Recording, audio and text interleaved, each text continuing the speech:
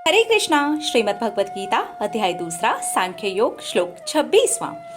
अथ चैनं नित्यजातं नित्यं वा मन्यसे मृतं तथापि त्वं महाबाहो नैनं शोचितुम् अर्हसि।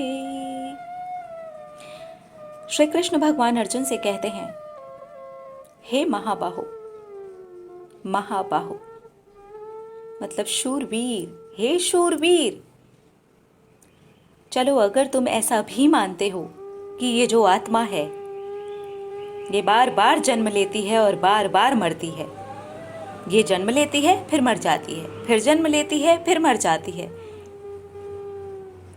तो भी तो इस पर शोक करने का तो कोई कारण ही नहीं है।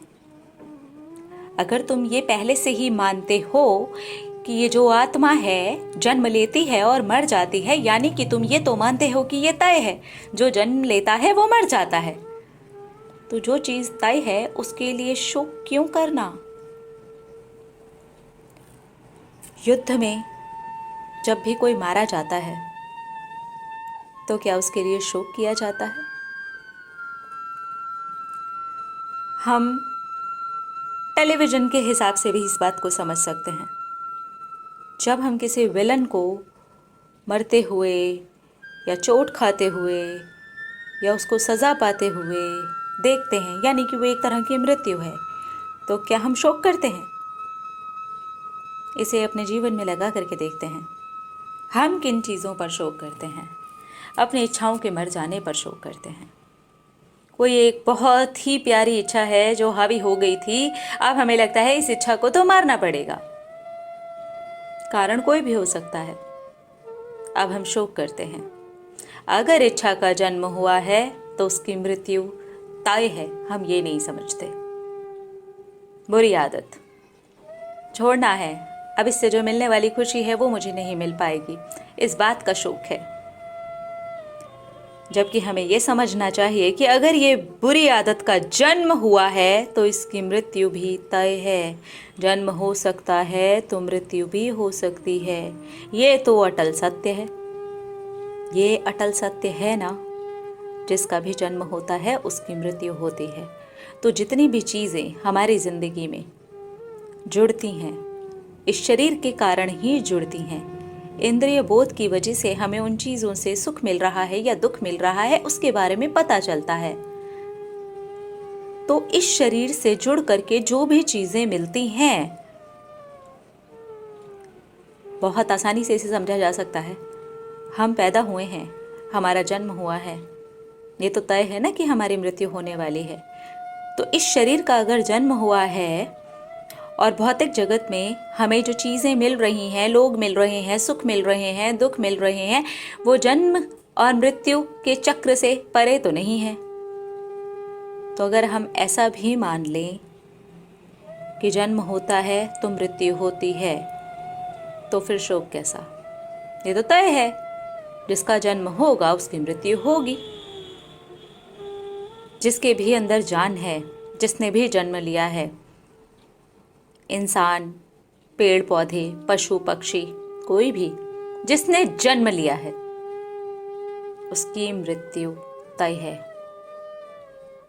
कभी हमने सुना है क्या अग्नि की मृत्यु हो गई, वायु की मृत्यु हो गई? कभी सुनी है ये बातें? क्योंकि हमने इनका जन्म नहीं सुना। हमें ये पता है जब से ब्रह्मांड है तब से ये चीज़ें हैं।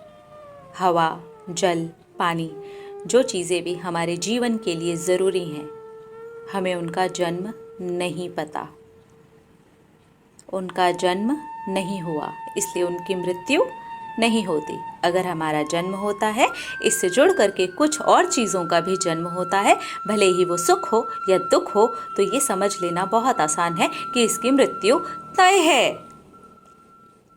शोक का कारण खत्म, क्योंकि हमारा जो बेसिक नेचर है वो हमें यहाँ पर अंदर डीप में बताया जा रहा है, वो है शांति, वो है प्रसन्नता। अगर शोक हटा देंगे तो क्या आएगा? शोक का उल्टा क्या होता है? खुशी। दर्द का उल्टा क्या होता है? सुख। यही होता है ना इसका उल्टा। तो अगर हम उसे हटा देंगे, शोक को हटा देंगे, जिसे बार बार श्री कृष्ण भगवान हमारी आत्मा के बारे में हमें समझा समझा के ये बताने का प्रयास कर रहे हैं कि आत्मा है, तुम अजर अमर हो। चलो मानते हो कि तुम अजर अमर नहीं हो, तुम जन्म लेते हो और तुम मरते हो, और तुम नहीं, तुम्हारी आत्मा जन्म लेती है और तुम्हारी आत्मा मरती है, तो भी शोक का कारण नहीं। पिछले कुछ श्लोकों में हमने ये बार बार देखा है जहाँ पर हमारे अंदर से शोक को हटाने की बात की जा रही है, क्योंकि शोक हमारा बेसिक नेचर नहीं है। इसे हमें अपने आज के अभी के इसी वक्त के जीवन में लगा करके देख लेना चाहिए। बहुत बहुत आसान हो जाएगा इस बात को समझ लेना। इसीलिए प्रसन्न रहिए, सदैव मुस्कुराइए, अच्छा सोचिए, शांत रहिए। मिलेंगे अगले श्लोक में और देखेंगे हमारी श्रीमद् भगवत गीता हमें क्या शिक्षा दे रही है। हरे कृष्णा।